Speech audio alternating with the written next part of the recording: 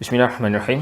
Assalamualaikum warahmatullahi wabarakatuh dan salam sejahtera diucapkan kepada semua. Alhamdulillah, Bu Sejen dapat satu lagi permintaan untuk paid review. Kali ini daripada company penerbitan Kafilah Buku. Tajuk buku tu adalah Adab Menyara Hidup, terjemahan Syarah Kitab Al-Kasb lil Syaibani Al-Sarakhsi. Penterjemah dia Amru Sazali. Buku ni. Antara yang menarik buku ni waktu mula-mula aku dapat tu adalah aku tak expect dia punya balutan dekat luar dia tu macam tu. Macam tu punya rare lah kiranya. Dia ada balutan dia macam ni, package dia tu, packaging dia dengan ada macam chalk, ada huruf R.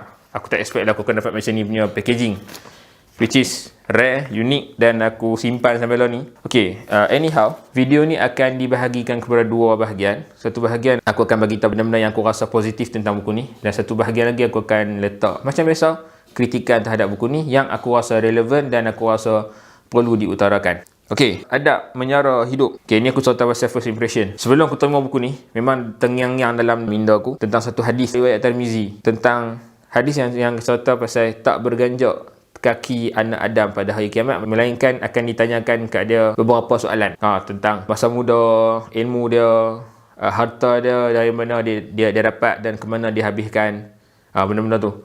So mengejutkan aku lah. Hadis tu ada dinyatakan dekat dalam buku ni juga. Aku serta sikit lah, aku dapat buku ni daripada seorang brother ni, nama dia Saifuddin, dekat FB.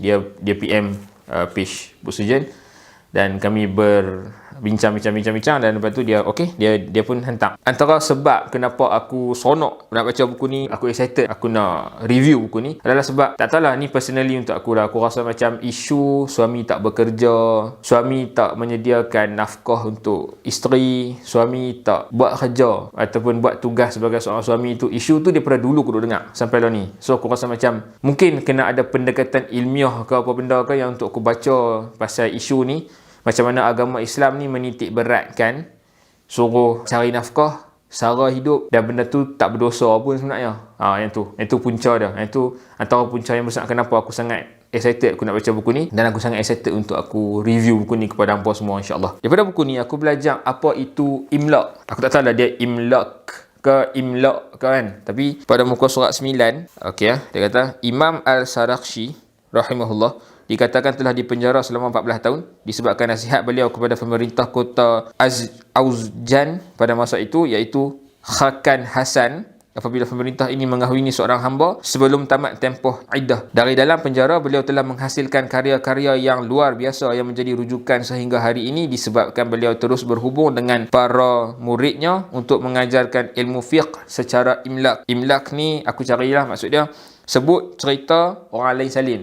Seorang guru tu bercakap dan orang lain salin. Itu imlak. Itu benda yang aku belajar. Antara benda baru lah. Aku tak pernah dengar perkataan imlak sebelum ni. Okey, tujuan buku ni kita boleh tengok pada muka surat 12. Dia kata, tiadalah di dalam kitab ini melainkan hanya ilmu yang akan menyeru orang yang tidak mahu bekerja supaya bergaul dan menyertai para pekerja muktasib dalam berusaha untuk diri mereka sendiri dan juga mencari rezeki dengan usaha tangan mereka sendiri. Ini menjadikan setiap orang yang membaca kitab ini berusaha untuk mengajar dan mengamalkan ilmu ini. Kalau kita tengok pada muka surat 16 disebutkan, demikian juga tidak terlaksana penunaian solat melainkan aurat ditutup, maka dimestikan adanya pakaian. Pada kebiasaannya, seseorang tidak akan mempunyai pakaian melainkan dengan bekerja. Iktisab, dan apa jua yang menyebabkan tidak terlaksana penunaian sesuatu kefarduan melainkannya, maka ia adalah fardu pada dirinya sendiri. Maksudnya ada satu kaedah ni yang diulang-ulang kat dalam buku ni. Sesuatu benda tu, kalau tak ada benda tu tak boleh dilaksanakan benda kewajipan, maka benda tu juga wajib. Benda yang tak ada tu wajib. Maksudnya kalau kita tak ada duit, kita tak boleh beli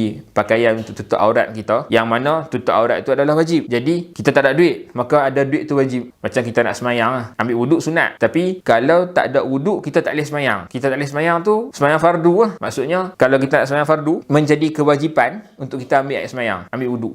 Tu antara benda yang aku faham lah di buku ni. Bercakap tentang layout buku ni layout dia memang proper lah. Kalau hang tengok, kalau hang baca elok kan, dia punya layout dia proper. Dan kita boleh tengok, contoh lah dia bagi tahu, dia tak mau bagi salah faham, dia sebut terus dekat dalam muka surat 2, semua subtajuk dinomborkan seperti yang dilakukan oleh Adi Setia dalam terjemahannya, dan hujah keliru yang diutarakan oleh golongan yang menyeleweng seperti Karamiyah dan Mutaqashifah diletakkan tanda diamond pada awal perenggan supaya pembaca jelas bahawa hujah tersebut tidak benar dan akan dinyatakan hujah balas kemudiannya. dia menunjukkan buku ni ditulis dengan proper lah. Dan boleh tengok juga muka surat 21, dia berbuh kemubahan, yang ni kira tajuk kelima lah, kemubahan pekerjaan yang halal dan kekeliruan setengah ahli sufi dalam keharamannya. Dia buh not kecil nombor 29 ke atas, dia berbuh bahagian ini menukilkan kata-kata dan pandangan setengah ahli sufi yang menyeleweng, iaitu hujah mereka yang mengatakan bahawa berusaha menyara hidup kasab itu adalah haram. Yang ni kiranya bila kita baca, bila main dekat part ni muka surat 21, 22 ni, kita tahulah benda yang kita baca ni bukannya Imam Al-Sarakhsi kata macam tu, bukan. Yang ni hujah-hujah golongan-golongan yang Imam Al-Syaibani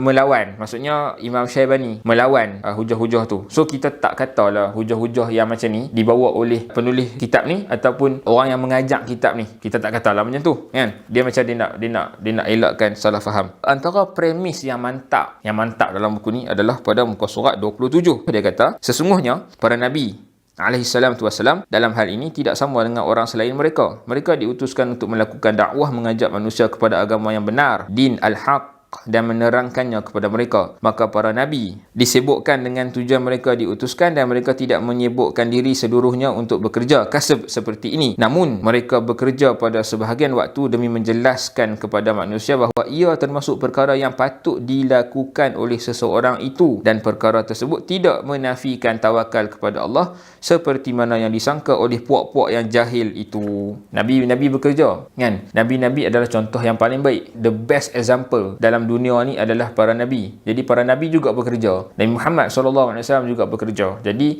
apa alasan kita untuk tak bekerja, dan apa alasan kita untuk bermalas-malasan dan guna hujah agama untuk mengiyakan kemalasan kita?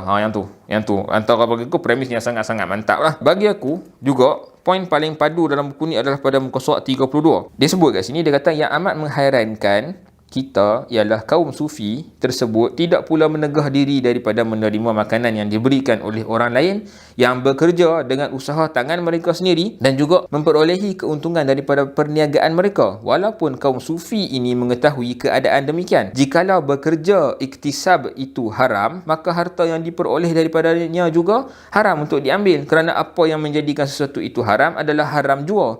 Tidakkah kamu melihat penjualan arak, khamar kepada Muslim adalah diharamkan, dan mengambil bayarannya juga adalah haram? Maka apabila setiap kaum sufi itu tidak menegah daripada menerimanya, jelaslah kita ketahui bahawa kata-kata mereka itu hanyalah berpunca daripada kejahilan dan kemalasan. Ni antara poin paling padu. Yalah, mungkinlah orang sufi yang dikritik tu, tak kata semua sufi macam tu, tak kata semua orang agama macam tu, tak. Dia kata bekerja itu haram misalnya, dia pegang dengan pendapat macam tu. Lepas tu dia tak kerja, okeylah. Tapi bila dia nak makan, dia lapar, dia nak minum apa semua, dia tunggu orang yang bekerja bagi duit kat dia, suruh beli makan, ataupun orang yang bekerja tu beli makanan bagi kat dia untuk dia makan. Macam, bro, seriously? Hang tak mau kerja, hang kata kerja tu haram apa semua, tapi tu hang ambil hasil pendapatan orang yang bekerja, which is haram. Kalau bekerja tu haram, hasil pendapatan daripada bekerja juga haram, kenapa hang makan benda haram? Kan? Make sense? It doesn't make sense at all. Yang seterusnya, satu persoalan yang menarik, yang juga sangat-sangat menarik dalam buku ni, ialah orang miskin yang perlu orang kaya ataupun orang kaya yang perlu orang miskin. Kita biasa kata macam orang miskin lah yang perlu orang kaya sebab perlukan duit orang kaya, sebab orang miskin kan susah, tak ada duit. Tapi dekat dalam buku ni, muka surat 52 dan 53 dan muka surat 112 dan 113 membawa benda yang berbeza, membawa naratif yang berbeza lah. Kita tengok muka surat 52. Kita boleh tengok kat sini, beliau telah menjelaskan bahawa si kaya yang memerlukan kepada si fakir, dan orang-orang fakir tidak memerlukan kepada orang-orang kaya, kerana orang-orang kaya dimestikan untuk menunaikan hak-hak harta, hak al-mal. Maka sekiranya dikumpulkan sekalian para fakir sehingga ke orang terakhir supaya tidak mengambil apa-apa daripada harta tersebut, tidaklah boleh dipaksa untuk mengambil, bahkan adalah terpuji di sisi syarak untuk menegah diri daripada mengambil. Maka tidak mungkin bagi orang-orang kaya untuk melangsaikan kewajipan ke atasnya bagi diri mereka. Dia kata kat sini lah, maka dengan ini nyatalah bahawa orang-orang kaya yang lebih memerlukan kepada orang-orang fakir, dan orang-orang fakir tidak pun memerlukan kepada mereka, berlawanan dengan apa yang disangkakan oleh mereka yang melihat kepada zahir sahaja dan tidak merenungkan pada makna. Yang tu antaranya lah, macam kita fikir orang miskin lah yang perlu pada orang kaya. Tak, sebenarnya orang kaya yang perlu pada orang miskin. Dijelaskan kat dalam buku ni. Setakat yang aku baca tu, aku rasa hampa boleh faham. Last sekali, cara faham tangan atas dengan tangan bawah dalam memberi dan menerima. Yang tu pun ada dibawa dekat dalam buku ni satu kefahaman yang bagi aku agak berbeza, yang agak rare lah cara faham dia. Okey, dia kata kan kita tak faham tangan di atas lebih mulia daripada tangan di bawah. Tangan di atas tu apa? Kita fikir tangan di atas tu adalah orang yang bagi, tangan yang di bawah tu adalah orang yang menerima kan, macam yang itulah. Tapi bila disyarahkan dalam buku ni, muka surat 116, sekiranya dikatakan yang dimaksudkan dengan tangan di atas yad al-ulya itu tangan orang fakir kerana mewakili tangan syarak, maka sesungguhnya orang yang memberi sedekah itu menjadikan hartanya ikhlas semata-mata kerana Allah Subhanahu wa taala. Ini dilakukan dengan mengeluarkan daripada pemilikannya dan memberikannya kepada fakir supaya mencukupkan dirinya daripada azab Allah, manakala fakir mewakili syarak dalam menerima daripada orang kaya. Kerana tangan di atas tu tangan orang miskin, tangan syarak. Dijadikan orang yang bagi sedekah ni sebagai, yalah hang bagi kepada syarak Allah Taala lah kiranya. Kira macam syarak ni undang-undang Allah Ta'ala yang suruh sedekah. So orang yang bagi ni kira dia sebenarnya kita sedekah ni, kita sedekah dekat Allah Ta'ala lah, sebenarnya kita bagi dekat Allah sebenarnya. So tangan yang di atas tu adalah tangan syarak. Macam bagi aku syarahan macam ni, okey, cara faham yang lain. Kiranya tak ada lah orang miskin ni rasa macam hina sangat. Dia macam aku menerima daripada bawah. Tak, sebenarnya Allah Ta'ala suruh bagi dekat hampa, dekat orang miskin. So macam orang miskin ni sebenarnya di atas. So macam tu cara pandang yang bagi aku berbeza dan bagi aku sangat cantik dituliskan dekat dalam buku ni. Itu part pujian lah. Lepas ni kita kritik insya-Allah.